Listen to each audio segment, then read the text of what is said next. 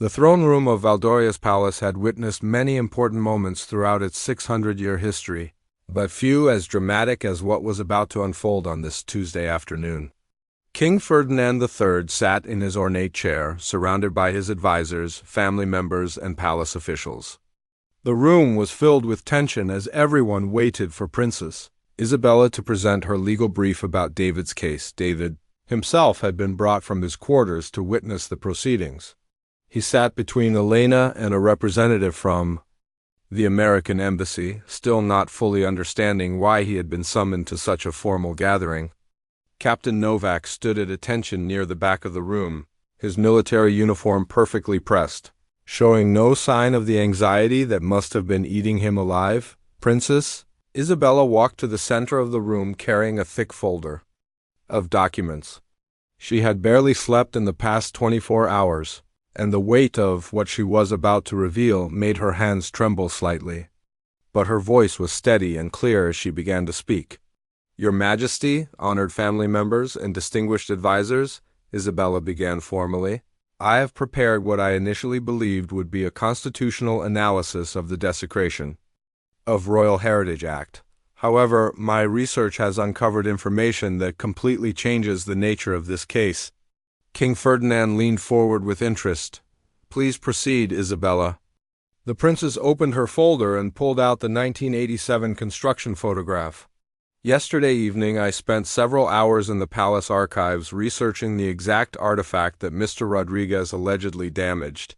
What I discovered will shock everyone in this room." She held up the photograph for everyone to see. This photograph was taken in 1987 during the garden renovation project. As you can see, the location where the founder's marker supposedly stands has been completely excavated. The original marker is not there. Chancellor Hoffman adjusted his glasses and squinted at the photograph. "I'm not sure I understand what you're suggesting, Princess." Isabella pulled out the work order from 1987. This document, signed by the head of palace maintenance, clearly states that the original founder's marker was removed from the heritage garden in 1987 due to structural deterioration and moved to the Palace Museum for preservation. A murmur went through the room. King Ferdinand's expression grew serious. "Are you saying that the marker in the garden is not the original?" "That's exactly what I'm saying, grandfather.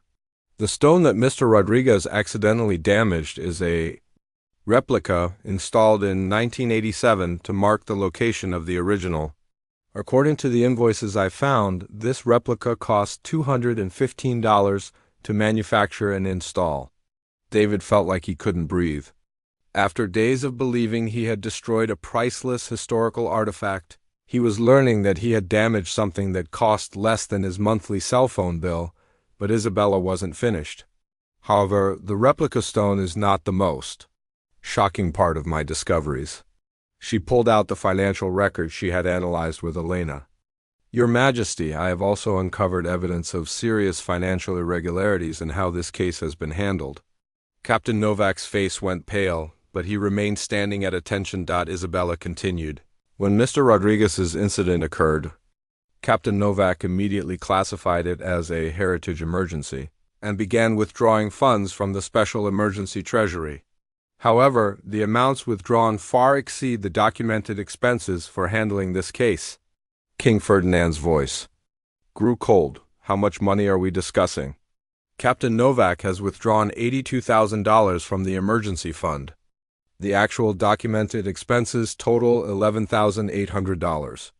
There is a discrepancy of over $70,000. The room erupted in shocked whispers. Chancellor Hoffman looked confused and angry. Prince Michael stared at Captain Novak with disbelief. But it was King Ferdinand's reaction that mattered most, and his face had turned to stone. "Captain Novak," the king said in a voice that could have frozen fire, "step forward." Captain Novak walked slowly to the center of the room, his military bearing still intact, but his face showing the strain of a man whose world was collapsing around him. "Your Majesty, is what Princess Isabella has said accurate?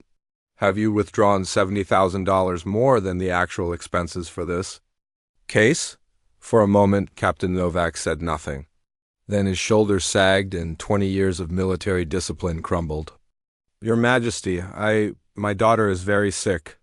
The medical treatments aren't covered by our insurance. My wife lost her job. I took a loan I can't repay. When this case started, I saw an opportunity to steal from the royal treasury, King. Ferdinand finished, his voice cutting like a blade. Captain Novak's voice was barely a whisper. Yes, Your Majesty. I used the emergency fund to cover my personal debts. I convinced myself it was temporary, that I would find a way to pay it back. The silence in the throne room was deafening.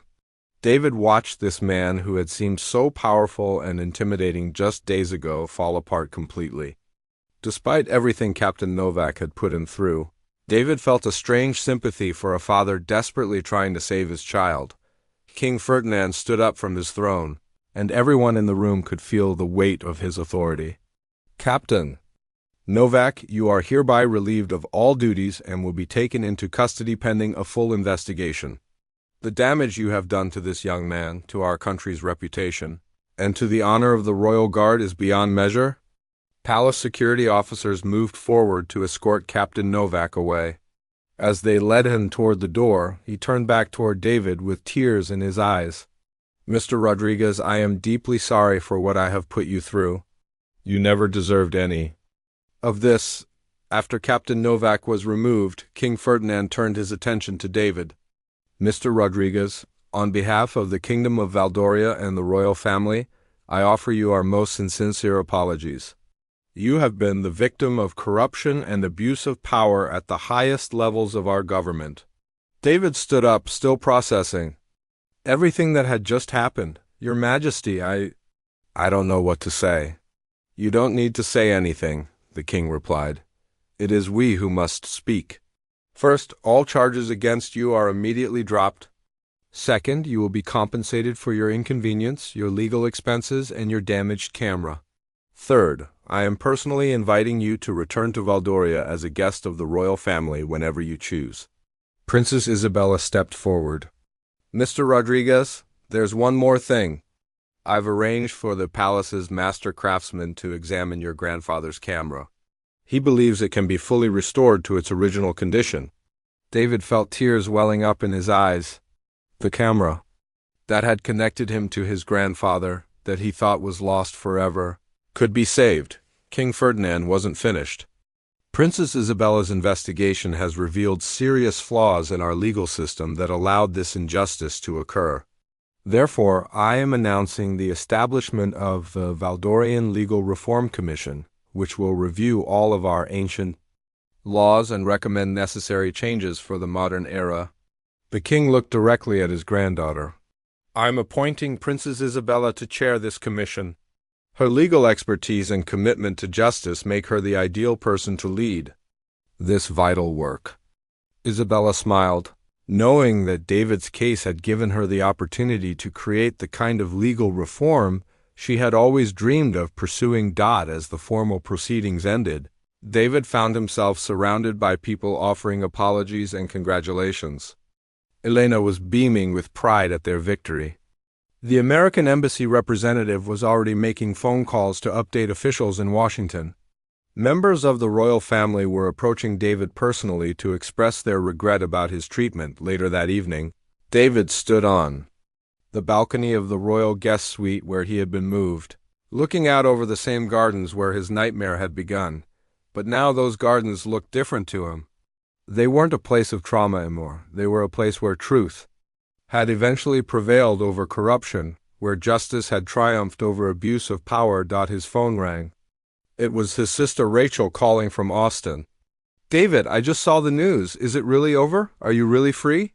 David smiled as he watched the sunset paint the mountains purple and gold, just like on his first night in Valdoria. It's really over, Rachel. I'm coming home soon, but first I'm going to enjoy the rest of my vacation, the real vacation I came here for. 3 months later, David returned to Valdoria with Rachel and their parents for the official opening of the Legal Reform Commission. His grandfather's camera, perfectly restored, captured dozens of photographs of the ceremony. But the most meaningful picture he took was of Princess Isabella signing the first law proposed by her commission, a statute ensuring that no visitor to Valdoria could ever again be charged under ancient laws. Without modern judicial review, David's accidental vacation had become something much more important, a catalyst for justice, reform, and international friendship. And sometimes, late at night in his apartment back in Austin, David would look at the photographs from his trip and smile, knowing that his grandfather would have been proud of the way one man's camera had helped change a country's laws forever. Tony Mitchell walked across the cracked asphalt with purpose. His hand rested casually on his duty belt, a habit he'd developed during his 3 years on the force. The morning sun was getting stronger, and he could feel sweat starting to form under his uniform. This wasn't how he'd planned to spend his Tuesday morning patrol. "Excuse me," Tony called out when he was about 20 feet away from the stranger. His voice carried the authority he'd been taught to project during police academy training. "You need to step away from that area."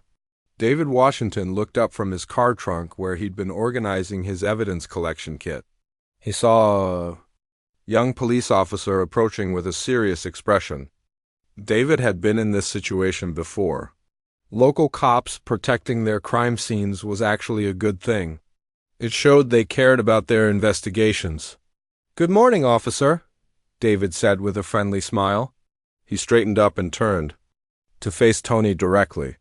"I'm Special Agent David Washington with the FBI. I'm here to assist with the drug trafficking investigation."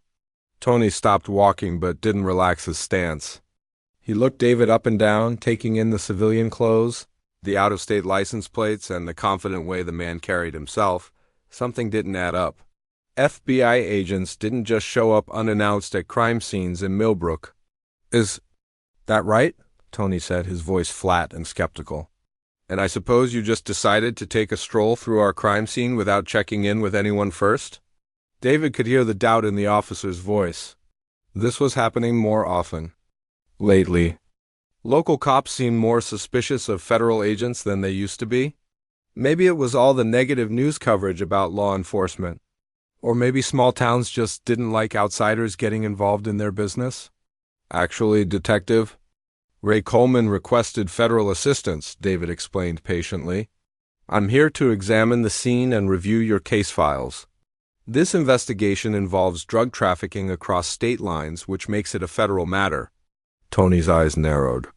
He'd been working this shift since 6 in the morning, and nobody had told him about any FBI agent coming to town. Wouldn't the whole department know about something that important? In a police force with only 12 officers, news traveled fast. "Detective Coleman, huh?" Tony said, crossing his arms. "Well, Detective Coleman isn't here right now. And until someone can verify your story, you need to leave this crime scene immediately." David felt his patience being tested, but he kept his voice calm and professional. He'd dealt with overzealous local officers before. Usually, a quick phone call to their supervisor cleared everything up. The key was not to escalate the situation unnecessarily. "Officer, I understand you're doing your job," David said. "But I am a federal agent, and I have every right to be here. Would you like to see my credentials?" Tony didn't answer immediately. He was studying David's face, looking for signs of deception. The man seemed confident, almost too confident. In Tony's experience, criminals often acted overly friendly when they were caught doing something wrong. "Anyone can buy fake badges online these days," Tony said. "How do I know you're really who you say you are?" David reached slowly into his jacket pocket, making sure his movements were visible and non-threatening. He'd learned to be careful around nervous cops. The last thing he wanted was for this situation to get out of hand over a simple misunderstanding. "Here's my FBI credentials," David said, holding out his leather credential case. "You can call the FBI field office to verify my identity if you'd like." Tony glanced at the credentials but didn't take them. From his distance, they looked official enough, but he'd heard stories about fake law enforcement IDs. Besides, the man's whole story seemed suspicious. Why would the FBI send just one agent? And why hadn't anyone in the department mentioned it? "Those could be fake too," Tony said. "I've seen some pretty convincing counterfeits in my time." David was starting to feel frustrated, but he kept it out of his voice. This young officer was being unreasonably suspicious. Federal and local law enforcement were supposed to work together, not against each other. He decided to try a different approach. "Officer, what's your name?" David asked politely. "Officer Mitchell," Tony replied, not giving his first name. He'd been trained not to share personal information with strangers, even ones claiming to be law enforcement. "Officer Mitchell, I appreciate that you're being cautious," David said. "But I really am here on official business. If you call Detective Coleman, he can confirm everything I'm telling you." Tony pulled out his radio, but instead of calling Coleman, he decided to check with dispatch first. If there really was an FBI agent coming to town, surely someone would have mentioned it during the morning briefing. He turned away from David and spoke quietly into his radio. "Dispatch, this is Unit 7. I need to verify some information about federal assistance on the Oak Street investigation." The radio crackled back with static before the dispatcher's voice came through clearly. "Unit 7, what kind of information do you need?" "Is there supposed to be an FBI agent at the crime scene today?" Tony asked, keeping his voice low. There was a pause on the other end. Tony could hear papers shuffling and keyboard clicks. The dispatcher was probably checking the daily assignment board and any special notifications. "Unit 7, I don't have any information about federal agents scheduled for today. Let me check with the detective division." David could hear the radio conversation, and he felt a knot forming in his stomach. Something was clearly wrong with the communication between different parts of the police department. This kind of mix-up could turn a simple cooperation into a major incident. "Officer Mitchell," David said, trying to keep the conversation going while dispatch sorted things out. "Detective Coleman and I spoke yesterday afternoon. He specifically requested federal assistance because this case involves multiple states." Tony held up his hand to signal David to stop talking. He was listening intently to his radio, waiting for dispatch to get back to him. The longer this took, the more suspicious he became. Real FBI agents didn't just show up without proper coordination. "Unit 7, I've checked with Detective Coleman's supervisor." The dispatcher's voice came back. "There's no record of any federal agent being scheduled for today. Detective Coleman is in court this morning and can't be reached." Tony felt a surge of vindication. His instincts had been right. This man, whoever he was, didn't belong at the crime scene. He turned back to face David with a much more serious expression. "Sir, I'm going to need you to step away from this area immediately," Tony said, his hand moving closer to his handcuffs. "Dispatch confirms there's no FBI agent scheduled to be here today." David felt his heart rate increase. This was turning into exactly the kind of situation he'd hoped to avoid. Miscommunication between different parts of law enforcement agencies happened more often than the public realized, but it usually got sorted out quickly. "Officer Mitchell, there's obviously been a communication problem," David said, keeping his hands visible and his voice steady. "But I assure you I am a federal agent and I am here on official business." Tony was done talking. In his mind, he'd caught someone impersonating a federal officer at a crime scene. That was a serious crime, and he wasn't going to let this person talk his way out of it. He reached for his handcuffs with one hand and keyed his radio with the other. "Dispatch, Unit 7. I need backup at the Oak Street location. I have a suspicious person claiming to be federal law enforcement." The situation was spinning out of control faster than either man had expected. What started as a routine check was becoming something much more serious. The backup request went out across the radio waves, and Tony Mitchell felt a mix of excitement and nervousness. In 3 years of police work in Millbrook, he'd never arrested someone for impersonating a federal officer. This could be the biggest case of his career, or it could be a huge mistake that would haunt him forever. David Washington heard the backup call and felt his stomach drop. This young officer was about to make a career-ending error, and David was going to be caught in the middle of it. He'd seen situations like this before, but usually they got resolved before anyone called for backup. "Officer Mitchell, please listen to me," David said, keeping his voice calm despite the growing tension. "You're about to make a very serious mistake. I am a federal agent. Check my credentials properly or call the FBI field office directly." Tony's hand was now resting on his handcuffs. His training told him to control the situation before backup arrived. A suspect who was allowed to keep talking might try to escape or cause more problems. Besides, if this man really was FBI, why wasn't his visit properly coordinated with the local department?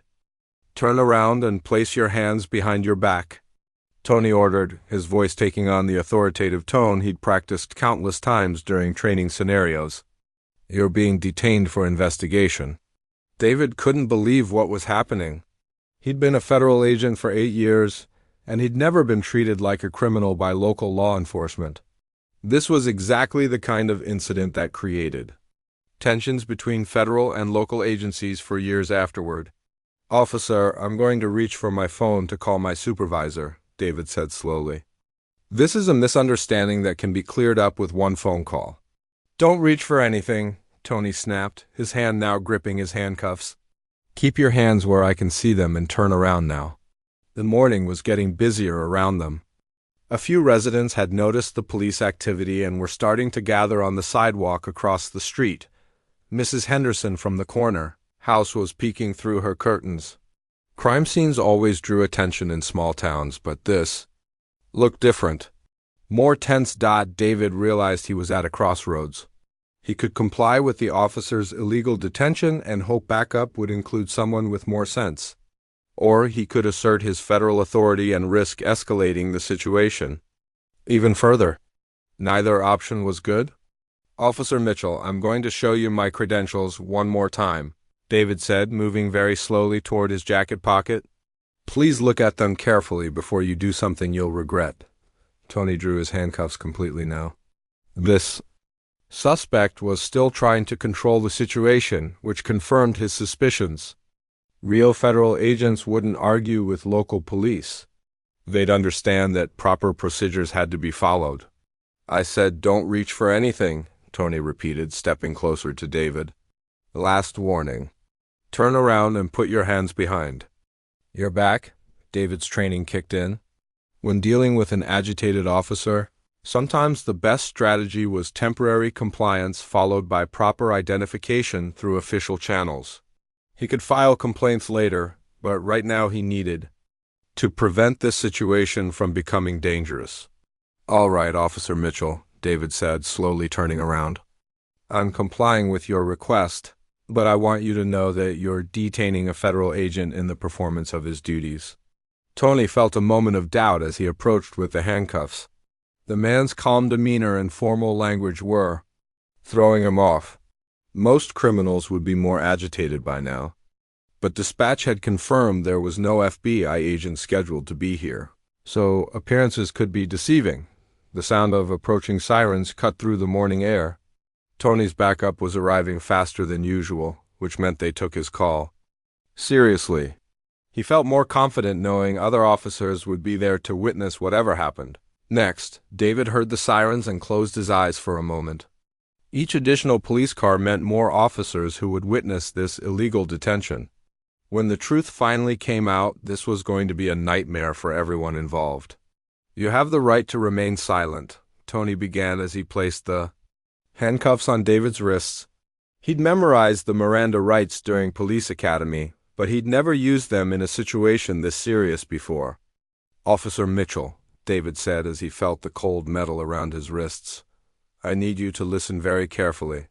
My name is Special Agent David Washington, badge number 4471. I work out of the regional FBI field office. Detective Ray Coleman requested federal assistance on this case yesterday." Tony finished securing the handcuffs and stepped back. The man was still talking like he really was a federal agent, which was either very convincing acting or the truth. But Tony had followed proper procedure. He checked with dispatch, requested backup, and detained a suspicious person at a crime scene. The first backup unit arrived with Officer Lisa Rodriguez behind the wheel. She'd been with the Millbrook Police Department for 7 years and had seen her share of unusual situations.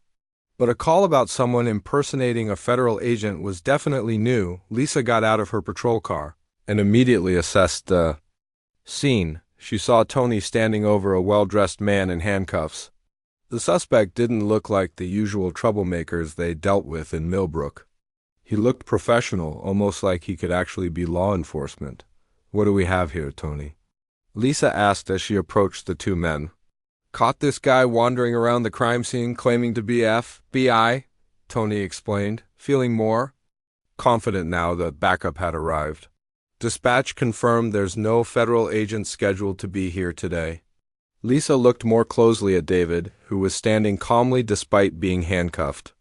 Most people in custody were either angry, scared, or trying to argue their way out.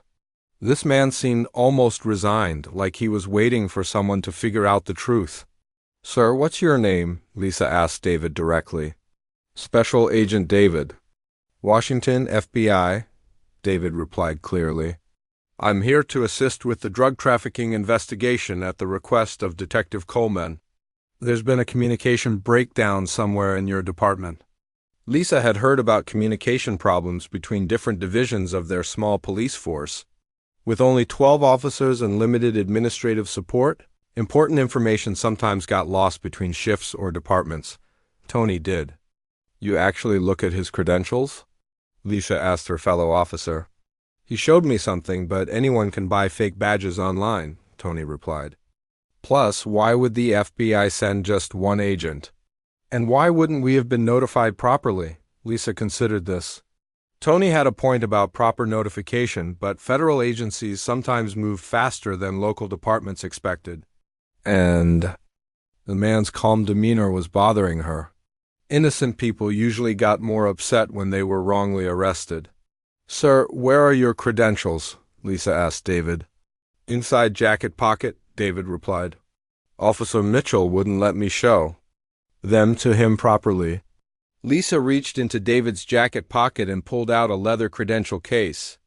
She opened it carefully and examined the badge and identification card inside. They looked authentic with proper government seals and high-quality printing. Tony, these look real to me, Lisa said. Showing the credentials to her partner, Tony looked at the badge and ID more carefully this time. They did look official, much more sophisticated than the fake badges he'd seen in training. But he was committed to his decision now. If he was wrong, it would be embarrassing. If he was right, he'd prevented a serious crime, a second backup unit. Arrived, bringing Officer Kevin Chun to the scene. Kevin was the most experienced patrol officer in Millbrook, with 12 years on the force. He'd seen almost everything that could happen in a small town, but this situation looked unusual even to him. The crowd of curious residents across the street was growing larger. Word was spreading through the neighborhood that something big was happening at the old warehouse. People were starting to take pictures with their phones, which made everyone more nervous. David knew that every minute he spent in handcuffs was another minute of ammunition for defense attorneys in future federal cases. Criminal defense lawyers loved to argue that federal agents were corrupt or incompetent. This incident would be used against him for years to come. Kevin Chen parked his patrol car and walked toward the growing group of officers with measured steps. At 42 years old, he'd learned that rushed decisions often led to bigger problems. The scene in front of him looked like it needed someone. With experience to sort things out, David Washington stood perfectly still in handcuffs, his jaw clenched but his expression controlled. 8 years as a federal agent had taught him patience, but this situation was testing every limit he had. The metal cuffs were cutting into his wrists, and he could feel sweat building under his jacket despite the cool morning air. What's the situation here? Kevin asked, looking between Tony and Lisa. His calm voice carried the authority that came with being the senior patrol officer present. Possible impersonation of a federal officer, Tony explained quickly. Found him at the crime scene claiming to be FBI. Dispatch says no federal agents were scheduled for today. Kevin nodded slowly and looked at David with careful eyes. The man didn't look like any criminal he'd ever arrested. His clothes were neat, his car was clean, and even in handcuffs he carried himself like someone used to being in charge. And you checked his credentials? Kevin asked. They look real, but you know how good fake IDs are getting these days. Tony replied, though his voice had less confidence than before. Lisa held up David's credential case again. Kevin, take a look at these. The quality is pretty impressive. If they're fake. Kevin examined the FBI badge and identification card closely. He'd seen real federal credentials before during joint training exercises. These had the right weight, the right texture, and the security features he remembered. But more importantly, they had something fake badges never had. They looked used, like they'd been carried by someone who actually worked with them every day. "Sir, what's your supervisor's name?" Kevin asked David. "Special Agent in Charge Robert Hayes," David replied immediately. "Our field office number is on the back of my business cards, which are in my wallet." Kevin noticed how quickly and confidently David answered. Criminals usually hesitated when asked specific questions about their fake identities. This man didn't hesitate at all. The crowd across the street was getting bigger. Mrs. Henderson had come out of her house and was talking to her neighbor, Mrs. Park. Both women had lived in Millbrook their whole lives, and they'd never seen this. Many police cars for anything that wasn't a major emergency. "Has anyone actually called the FBI field office to verify this?" Kevin asked his fellow officers. Tony and Lisa looked at each other. In all the excitement of the arrest, nobody had thought to make that simple phone call. They'd relied on dispatch, who had only checked with their own department. "I was going to do that after we got him secured," Tony said, but his voice sounded less certain now. David closed his eyes and took a deep breath. "Officer Chun, if you would just make that call, this whole situation can be resolved in about 30 seconds. Kevin pulled out his cell phone. "What's the number?" David recited the FBI field office number from memory. Kevin dialed and waited while the phone rang. The other officers stood around nervously, suddenly realizing they might be in serious trouble. If David really was a federal agent— "FBI field office," a professional voice answered on the other end. "This is Officer Chun with Millbrook Police Department," Kevin said. "I need to verify the identity of someone claiming to be one of your agents. David Washington, badge number 4471. There was a pause while the FBI receptionist looked up the information. Kevin could hear keyboard clicking and papers shuffling. The silence stretched out longer than anyone wanted. "Yes, Agent Washington is one of ours," the receptionist confirmed. "He's assigned to a case in Millbrook today. Is there a problem?"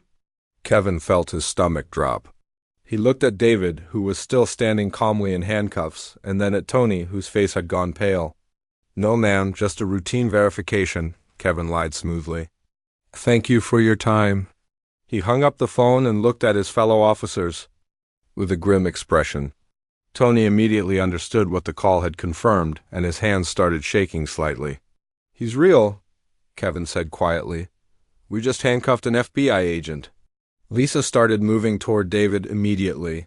"Sir, I'm so sorry. We're going to get those handcuffs off you right now." But Tony stepped forward, his face red with embarrassment and something else— stubbornness. 3 years on the force had taught him never to back down once he'd made a decision. Admitting he was wrong now would make him look weak. "Wait a minute," Tony said. "How do we know that person on the phone was really FBI? Anyone could answer a phone and claim to work for the government." Kevin stared at Tony in disbelief. "You want to keep a federal agent in handcuffs because you don't trust the FBI's own phone system?" David had been patient up to this point, but he could feel his professional composure starting to crack. Being handcuffed was bad enough. Being kept in handcuffs after his identity was confirmed was something else entirely. "Officer Mitchell," David said, his voice still controlled but with a harder edge, "you need to remove these handcuffs right now. What you're doing is illegal detention of a federal officer." Tony's radio crackled to life. "Unit 7, this is dispatch. We just received a call from Detective Coleman. He's asking about the status of FBI Agent Washington, who was supposed to meet him at the Oak Street location this morning." The timing couldn't have been worse for Tony. Even dispatch was now confirming David's story. But instead of admitting his mistake, Tony doubled down on his position. "Dispatch, we have the situation under control," Tony replied into his radio. "We're still verifying the suspect's identity." Kevin couldn't believe what he was hearing. "Tony, what are you doing?"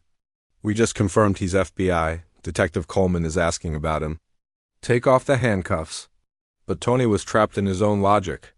Now, he'd made such a big deal about David being fake that admitting the truth would make him look incompetent. In his mind, he was protecting himself and the department from embarrassment.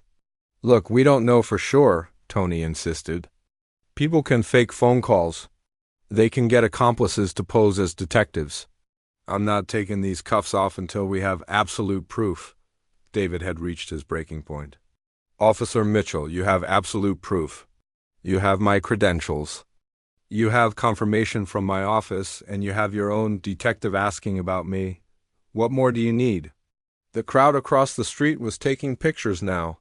Someone had probably already posted videos on social media. David knew that footage of an FBI agent in handcuffs would be all over the internet within hours. Lisa was getting frustrated with Tony's stubbornness. "Tony, this is getting ridiculous. We need to fix this situation before it gets worse." But Tony wasn't listening to reason anymore. He was focused on one thing, not looking like he'd made a mistake. Even though everyone around him could see that he was making the situation much worse, he couldn't bring himself to admit he was wrong. Kevin made a decision. As the senior officer present, he had the authority to override Tony's arrest. He reached for his keys and approached David. "Agent Washington, I'm going to remove those handcuffs," Kevin said. "This has gone on long enough." Tony stepped between Kevin and David. "I made this arrest, and I'm not releasing him until I'm satisfied with his identity." The situation had moved beyond a simple misunderstanding. It was now a confrontation between police officers with an illegally detained federal agent caught in the middle, and everyone present knew that the next few minutes would determine how much trouble they were all going to be in. The tension in the air was thick enough to cut with a knife. Kevin Chen stood face to face with Tony Mitchell, two police officers from the same department on opposite sides of what was quickly becoming a disaster. David Washington remained in handcuffs between them, his professional patience wearing dangerously thin. "Tony, step aside," Kevin said firmly. "I'm removing those handcuffs right now." "No, you're not," Tony replied, his voice shaking slightly but his stance defiant. "I made this arrest, and it's my call when to release him." Lisa Rodriguez watched the confrontation with growing alarm. She'd never seen two officers from their department argue like this in front of a suspect. More importantly, she'd never seen anyone argue about keeping someone in custody after their identity had been verified. The dispatch radio crackled again, cutting through the tense silence. "All units at Oak Street location, please respond. We have Detective Coleman requesting immediate status update on Agent Washington." David's jaw tightened. His supervisor would be expecting a status report soon, and when David didn't check in, there would be questions. Federal agents didn't just disappear, especially not when they were supposed to be coordinating with local law enforcement. "Officer Mitchell," David said, his voice now carrying a dangerous edge, "you have about 30 seconds to remove these handcuffs before this becomes a federal incident that will destroy your career." Tony's face flushed red. He'd been a police officer for 3 years, and no one had ever threatened his career before. Certainly not some stranger who claimed to be FBI. Even if the man really was a federal agent, Tony wasn't going to be intimidated. "Are you threatening me?" Tony demanded. "Because threatening a police officer is a crime, whether you're FBI or not." Kevin couldn't believe what he was hearing. "Tony, he's not threatening you. He's explaining the consequences of illegally detaining a federal agent." But Tony was beyond listening to reason now. The situation had escalated too far for him to back down without losing face completely. In his mind, admitting he was wrong would be worse than whatever consequences might come from. Being right, Lisa's radio buzzed with an incoming call. She answered quickly, hoping it might be someone with enough authority to resolve this standoff.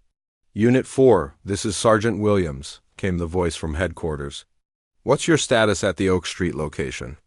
Lisa looked at Kevin and Tony, unsure how to explain the situation without making everyone look incompetent. "How do you tell your supervisor that you're in the middle of arresting an FBI agent who might actually be innocent?" "Sergeant, we have a complicated situation here," Lisa said carefully. "We need a supervisor on scene as soon as possible."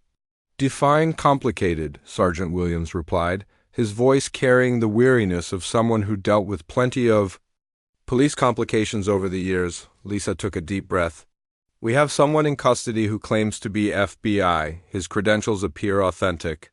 And the federal office confirmed his identity, but Officer Mitchell believes it might be an elaborate fraud. There was a long pause on the radio. Sergeant Williams had been with the Millbrook Police Department for 15 years, and he'd never dealt with anything like this. Arresting fake federal agents was serious business, but illegally detaining real federal agents was career suicide. "I'm en route," Sergeant Williams said finally. "Do not release the suspect, but do not escalate the situation either. I'll be there in 5 minutes." Tony felt vindicated by the sergeant's order not to release David. Finally, someone with real authority was taking his concerns seriously. Maybe he wasn't making a huge mistake after all. David heard the radio conversation and felt a chill run down his spine. The Millbrook Police Department was about to compound their error by having a supervisor officially approve his illegal detention. This was exactly how small incidents became federal cases that destroyed entire careers. Kevin shook his head in frustration. "Tony, you realize what you've done, right? You've forced our sergeant to make a decision about a federal agent. Whatever happens next is going to be official department policy." "Good," Tony replied stubbornly. "Then we'll know for sure whether this guy is really who he says he is." The crowd across the street had grown to about 15 people now. Someone had brought a folding chair from their house and was sitting down to watch the show. Mrs. Henderson was on her phone, probably calling her sister to tell her about the excitement in the neighborhood. David noticed the growing audience and felt his anger building. Every minute he spent in handcuffs was another minute of his professional reputation being damaged. FBI agents who got arrested by local police, even wrongfully, faced questions about their judgment for the rest of their careers. "Officer Mitchell," David said quietly, "you need to understand something. When my supervisor realizes I'm being illegally detained, the FBI is going to launch a civil rights investigation into your entire department. Is protecting your ego really worth destroying everyone's career?" Tony bristled at the mention of his ego. "This isn't about ego. This is about proper police procedure. We don't just take people's word for it when they claim to be law enforcement." "You're right," David agreed. "You verify their credentials, which you did. You call their office, which you did. You check with your detective, which you did. At what point do you accept that maybe, just maybe, you made a mistake?" Lisa was getting more nervous by the minute. She'd been thinking about the federal civil rights investigation David mentioned. The FBI didn't forget when local police departments violated their agents' rights.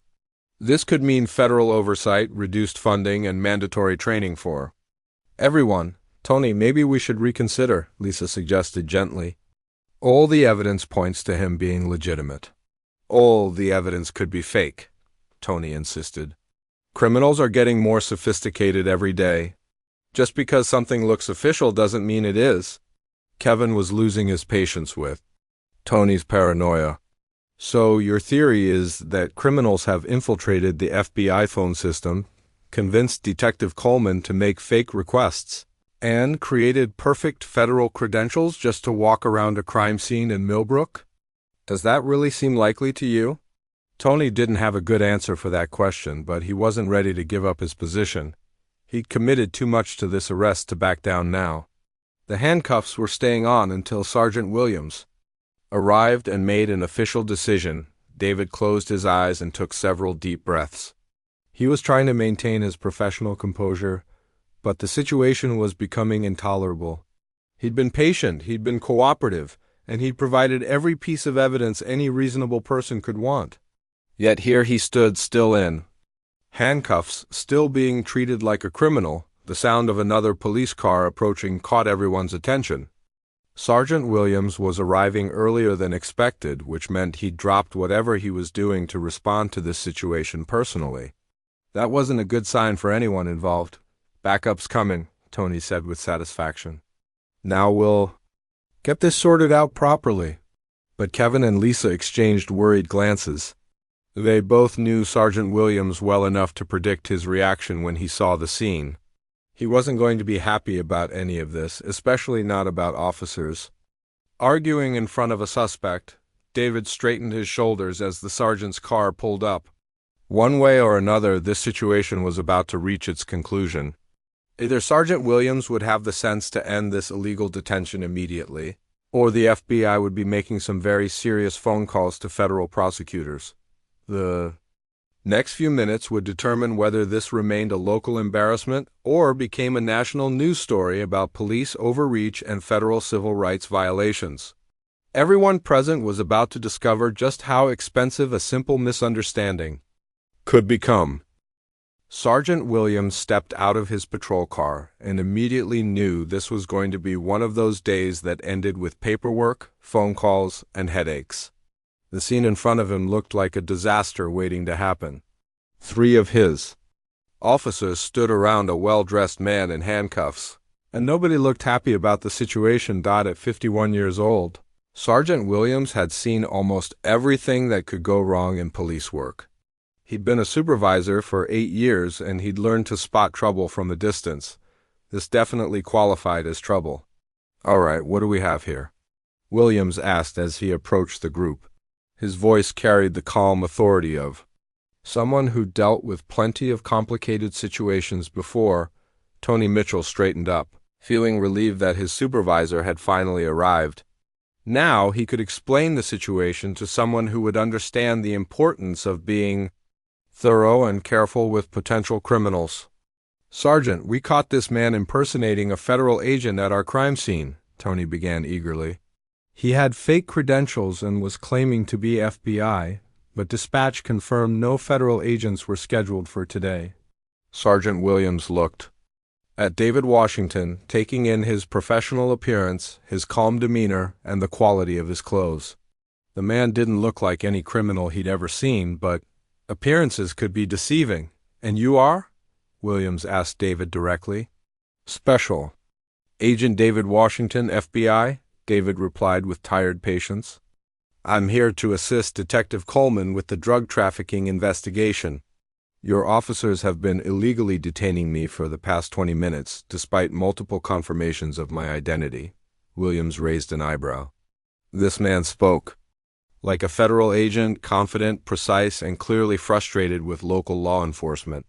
But criminals could be good actors too. "Kevin, what's your take on this?" Williams asked his most experienced patrol officer. Kevin Chun took a deep breath. He respected his sergeant, but he also knew this situation was spiraling out of control. Someone needed to be honest about what was really happening here. "Sergeant, I called the FBI field office myself," Kevin explained. They confirmed Agent Washington is one of theirs and that he's assigned to a case here today. His credentials look authentic, and Detective Coleman has been asking about him. Williams felt his stomach tighten. If this man really was FBI, then his department was in serious trouble. Illegally detaining a federal agent was the kind of mistake that could destroy careers and bring federal oversight to their small police force. "You called the field office directly?" Williams asked Kevin. "Yes, sir," spoke to their main number. They verified his name and badge number immediately. Tony jumped in before his sergeant could process that information fully. "But sir, anyone can answer a phone and claim to work for the FBI. We don't know if that was really a federal office or just an accomplice." Williams stared at Tony in disbelief. "Officer Mitchell, are you suggesting that criminals have taken over the FBI's phone system to help one man impersonate an agent in Millbrook?" When put that way, Tony's theory sounded ridiculous even to him. But he'd committed so much to this arrest that backing down now would make him look incompetent. He decided to double down one more time. "Sir, I'm just saying we need to be absolutely certain before we release a potential criminal," Tony insisted. David had heard enough. His patience with this entire department was exhausted, and he could feel his professional composure finally starting to crack. "Sergeant Williams," David said, his voice cold and precise, "your officer has illegally detained a federal agent for over 20 minutes. My credentials have been verified, my office has confirmed my identity, and your own detective requested my assistance. If I'm not released immediately, this becomes a federal civil rights violation that will bring the Department of Justice down on your entire department." The words hung in the air like a threat. Williams had been in law enforcement long enough to know that federal civil rights investigations were career killers. They meant oversight, lawsuits, media attention, and sometimes criminal charges for officers. Lisa Rodriguez had been quiet during most of the confrontation, but she couldn't stay silent anymore. As a 7-year veteran of the force, she knew when it was time to speak up. "Sergeant, I think we need to end this now," Lisa said carefully. "All the evidence supports his identity. Keeping him in custody at this point is just making everything worse." Williams looked around at his officers and realized he was facing a potential mutiny. Kevin and Lisa clearly believed David was legitimate, while Tony was determined to prove he was fake. Someone had to make a command decision. "Agent Washington, may I see your credentials?" Williams asked. David nodded toward his jacket pocket. "Officer Chun has them." Kevin handed over the credential case and Williams examined it carefully. The badge was heavy, well-made, and showed signs of regular use. The identification card had security features and printing quality that would be expensive to fake. More importantly, everything looked worn in a way that suggested daily professional use. "These look authentic to me," Williams said slowly. "Sir?" "With respect, fake IDs are getting very sophisticated," Tony protested. "We can't just rely on appearances." Williams had reached his limit with Tony's paranoia. "Officer Mitchell, what exactly would convince you that this man is really FBI?" "Because we've verified his credentials, confirmed his identity with his office, and had our own detective ask about him." "What more proof do you need?" Tony didn't have a good answer. In his mind, no amount of evidence would be enough because admitting he was wrong would mean admitting he'd made a huge mistake. He was trapped by his own stubbornness. The crowd across the street had grown even larger. Someone had brought a lawn chair and a thermos of coffee, turning the police incident into neighborhood entertainment. Phones were out everywhere, recording everything that happened. David noticed the cameras and felt his anger building again. "Sergeant, every minute I spend in these handcuffs is being recorded and will be evidence in the federal lawsuit that follows. Your department is creating its own legal nightmare." Williams knew David was right. Police departments got sued all the time, but illegally detaining federal agents was the kind of mistake that made national news. He could already imagine the headlines and the phone calls from angry politicians. "Tony, remove the handcuffs," Williams ordered directly. "But sir," Tony started to protest. "That's an order, Officer Mitchell." "Remove the handcuffs now." Tony's face went pale. A direct order from his sergeant meant he had no choice but to comply. Refusing would mean insubordination charges and immediate suspension. But following the order meant admitting he'd been wrong about everything. As Tony reluctantly reached for his keys, his hands were shaking noticeably. 3 years of police work had never prepared him for a situation like this. He'd thought he was catching a dangerous criminal, but instead he'd created a departmental crisis.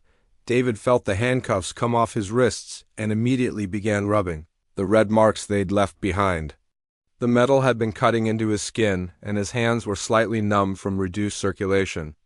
"Agent Washington, I apologize for this misunderstanding," Sergeant Williams said formally. "There was clearly a breakdown in communication somewhere." But David wasn't in a forgiving mood. 25 minutes of illegal detention wasn't a simple misunderstanding. It was a violation of his civil rights and his professional dignity. "Sergeant, this wasn't a misunderstanding," David said coldly. "This was racial profiling, illegal detention, and violation of federal law. Your officer saw a black man at a crime scene and immediately assumed I was a criminal, despite having proper credentials and identification." The accusation of racial profiling hit Williams like a punch to the stomach. That was the kind of allegation that brought federal investigators, media scrutiny, and lawsuits that could bankrupt a small police department. Tony's face went from pale to bright red. "That's not true. This had nothing to do with race. I would have detained anyone who looked suspicious at our crime scene." But even as Tony said the words, everyone present knew they sounded hollow. The question hanging in the air was whether a white FBI agent would have been treated the same way. The accusation of racial profiling hung in the air like smoke from a fire that was about to spread everywhere. Sergeant Williams felt his chest tighten as he realized this situation had just moved beyond a simple, departmental mistake into federal, civil rights territory. David Washington pulled out his cell phone with deliberate movements. His hands were still sore from the handcuffs, but his mind was crystal clear about what needed to happen next. This wasn't going to be handled with apologies and handshakes. "I'm calling my supervisor," David announced to the group of officers. Special Agent in Charge Hayes needs to be informed that one of his agents was illegally detained by local law enforcement. Tony Mitchell watched David Dayal and felt panic rising in his throat. Everything was happening too fast. 1 minute he was arresting a suspicious person, and now he was facing accusations that could end his career. The situation had spiraled completely out of his control. "Agent Washington, please," Sergeant Williams said, his voice taking on a pleading tone he rarely used. "Let's discuss this calmly before involving federal supervisors. Maybe we can work something out." David looked at Williams with cold eyes. "Sergeant, there's nothing to work out. Your officer violated my civil rights and illegally detained a federal agent. This is going to be reported up the chain of command, and there will be consequences." Kevin Chun and Lisa Rodriguez exchanged worried glances. They'd both seen how federal investigations could tear apart police departments. Even officers who weren't directly involved could find their careers damaged by association. The phone rang twice before David's supervisor answered. "Hayes." "Sir, this is Agent Washington," David said, his voice professional but tense. "I need to report an incident involving illegal detention by local law enforcement." Williams could hear both sides of the conversation, and each word made his situation worse. Federal supervisors didn't forget when their agents were mistreated by local police. This was exactly the kind of incident that ended partnerships between agencies. "Where are you now?" Agent Hayes asked, his voice sharp with concern. "Still at the crime scene in Millbrook," David replied. "I was handcuffed and detained for approximately 25 minutes despite presenting proper credentials and having my identity verified through official channels." There was a pause on the other end of the line. Williams knew that Hayes was probably calculating the legal implications and political fallout from this incident. Federal agents getting arrested made headlines that nobody wanted to see. "Are you injured?" Hayes asked. "Minor marks from the handcuffs, but I'm fine," David replied. However, this was clearly a case of racial profiling disguised as police procedure. Tony's face went pale when he heard David repeat the racial profiling accusation to a federal supervisor. That was the kind of allegation that brought Department of Justice investigators and civil rights lawyers. His career was probably over. "I'll be there in 30 minutes, Hayes said firmly. "Don't sign anything, don't agree to anything, and document everything that happened." David hung up and immediately opened his phone's camera app. He started recording a video statement while the events were still fresh in his memory. Federal agents were trained to create evidence chains, and this situation definitely required documentation. "This is Special Agent David Washington, badge number 4471, David began, speaking clearly into his phone's camera. "On today's date at approximately 10:15 a.m., I was illegally detained by Officer Mitchell of the Millbrook Police Department while conducting official federal business." Williams watched the recording with growing dread. Video evidence was permanent, and it would be played in courtrooms, congressional hearings, and news broadcasts if this case went public. His small police department was about to become famous for all the wrong reasons. The crowd across the street had grown to over 20 people now. Word was spreading through the neighborhood that something big was happening. Several people were streaming the incident live on social media, and the videos were already getting shared and commented on. Lisa's radio crackled with an incoming call from dispatch. "All units, we have Chief Patterson requesting immediate status update on the Oak Street situation." Williams felt his stomach drop even further. If Police Chief Patterson was getting involved, it meant word had already reached the highest levels of their department. The chief didn't ask for status updates unless something was seriously wrong. "Dispatch, this is Sergeant Williams," he replied into his radio. Situation is under control. We'll provide full report shortly. But David overheard the radio conversation and shook his head. Sergeant, this situation is not under control. It's just getting started. Tony was standing apart from the group now, realizing that everyone else was distancing themselves from his decision to make the arrest. Kevin and Lisa were staying close to Williams, but nobody was defending Tony's actions anymore. Agent Washington, Tony said desperately, I was just doing my job. I didn't mean any harm. Can't we just forget this whole thing happened? David looked at Tony with a mixture of anger and disbelief. Officer Mitchell, you handcuffed a federal agent and kept him detained even after multiple confirmations of his identity. You can't just forget a civil rights violation. The sound of another vehicle approaching caught everyone's attention. Detective Ray Coleman was finally arriving at the crime scene he'd arranged to meet David at over an hour ago. He'd been in court all morning and had no idea what kind of chaos was waiting for him. Detective Coleman parked his unmarked car and walked toward the group with a confused expression. He could see the crowd of onlookers, the multiple patrol cars, and what looked like a very tense conversation between his fellow officers and a man in civilian clothes. What's going on here? Coleman asked as he approached. I'm supposed to be meeting with an FBI agent about our drug case. Detective Coleman, David said, turning toward the voice he recognized from their phone conversations. I'm Agent Washington. We were supposed to meet an hour ago, but your officers decided to arrest me instead. Coleman's mouth dropped open. He looked at David, then at the other officers, then back at David again. This was the federal agent he'd specifically requested help from, and his own department had arrested him. They arrested you? Coleman asked in disbelief. Why would they arrest a federal agent? Tony stepped forward, still trying to defend his actions. Detective, he was at the crime scene without proper authorization. Dispatch said no federal agents were scheduled for today. Coleman stared at Tony like he'd grown a second head. Officer Mitchell, I personally requested Agent Washington's assistance yesterday. I left a note for the shift supervisor and sent an email to the captain. How could dispatch not know about it? The communication breakdown was finally becoming clear, but it was too late to matter. The damage was already done, and federal supervisors were now involved. Simple miscommunication had become a federal incident. Williams realized his department's administrative problems had just cost them everything. Poor communication between shifts and divisions had led to the illegal detention of a federal agent. There would be investigations, lawsuits, and probably federal oversight of their entire operation. Detective Coleman, David said, I appreciate you confirming what I've been saying for the past half hour, but this goes beyond miscommunication now. Your officer continued to detain me even after my identity was verified multiple times. Coleman looked around at his fellow officers with disappointment and anger. You verified his identity and still kept him in handcuffs? Nobody answered because there was no good answer.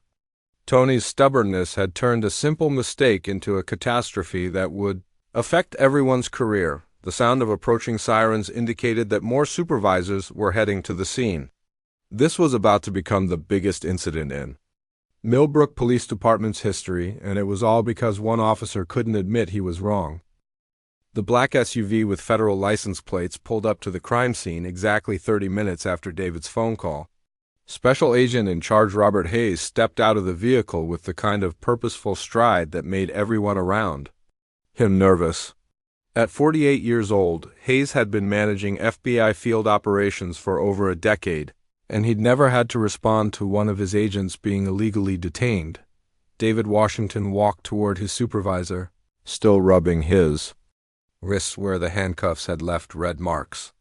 The physical evidence of his detention was minor, but the professional and legal implications were enormous. Agent Washington, Hayes said as he approached, are you all right? I'm fine, sir, David replied. But we have a serious problem here. Hayes looked around at the group of local police officers, taking in their nervous expressions and defensive body language. He dealt with plenty of interagency conflicts over the years, but this situation was different. This was a potential federal civil rights case. Police Chief Patterson arrived at the same moment, his patrol car pulling up behind Hayes's SUV. At 55 years old, Patterson had been running the Millbrook Police Department for 8 years. He'd never faced anything like this situation, and he knew his department's future was hanging in the balance. "Agent Hayes," Chief Patterson said as he approached. "I'm Chief Patterson. I understand we have a situation here that needs to be resolved." Hayes turned to face the police chief with a cold expression. "Chief Patterson, one of your officers illegally detained my agent for nearly 30 minutes. This isn't a situation that can be resolved with a conversation." The crowd across the street had grown to over 30 people now. Local news crews were starting to arrive, having picked up the story from social media posts. The incident was quickly becoming public in a way that would be impossible to contain. Tony Mitchell stood apart from the other officers, realizing that his career was probably over. 3 years of police work were about to end because he couldn't admit he'd made a mistake. He watched as his chief and the FBI supervisor talked, knowing that his name would be central to whatever consequences followed. "Agent Hayes," Chief Patterson began carefully, "I believe this was a miscommunication rather than intentional misconduct. Perhaps we can handle this internally and avoid unnecessary complications." Hayes looked at Patterson like he'd suggested something ridiculous. "Chief, your officer handcuffed a federal agent at a crime scene and kept him detained even after his identity was verified multiple times. This isn't a miscommunication. This is a civil rights violation." Sergeant Williams stepped forward, hoping to provide some context that might help his department. "Agent Hayes, Officer Mitchell was following proper procedure for securing a crime scene. When someone couldn't be immediately verified, he detained them pending further investigation." "Except his identity was verified," Hayes replied sharply. "Multiple times. Your officer chose to ignore evidence because it didn't fit his predetermined conclusion." David had been listening to the conversation while continuing to document everything on his phone. The video evidence he was collecting would be crucial if this case went to federal court or became a Department of Justice investigation. Detective Coleman approached the group, still trying to understand how his simple request for federal assistance had turned into a departmental crisis. "Agent Hayes, I specifically requested Agent Washington's help with this case. There should have been clear documentation of his expected arrival." Hayes looked at Coleman with interest. "Detective, what documentation did you create regarding Agent Washington's visit?" "I left notes for the shift supervisor and sent emails to the captain," Coleman explained. "Agent Washington and I coordinated this meeting yesterday afternoon." Chief Patterson felt his stomach sink as he realized the depth of his department's administrative failures. Poor communication between divisions had led to the illegal detention of a federal agent. There was no way to spin this as a simple mistake. "Chief Patterson," Hayes said formally, "I'm going to need copies of all communications, radio transcripts, and body camera footage related to this incident. This is now a federal investigation."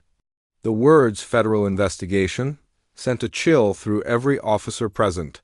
Federal investigations meant outside oversight, media attention, and careers being destroyed. Even officers who weren't directly involved could find themselves under scrutiny. Tony finally stepped forward, his face pale and his voice shaking.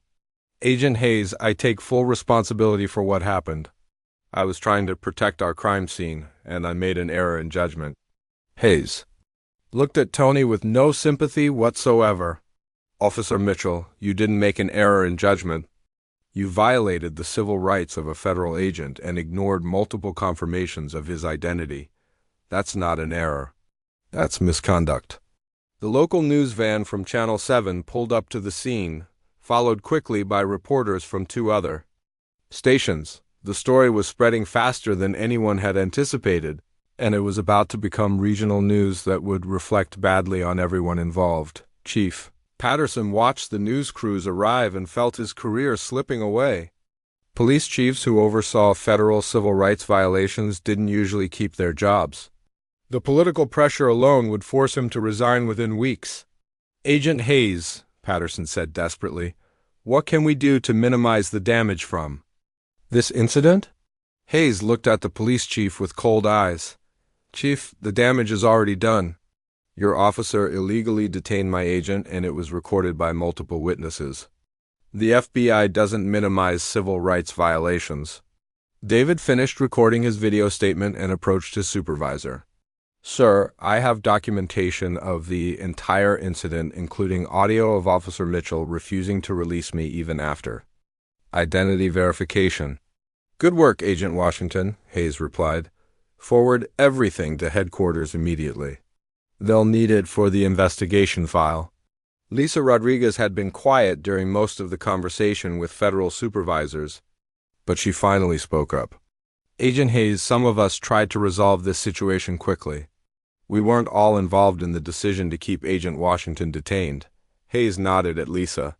Officer Rodriguez, the investigation will determine exactly who was responsible.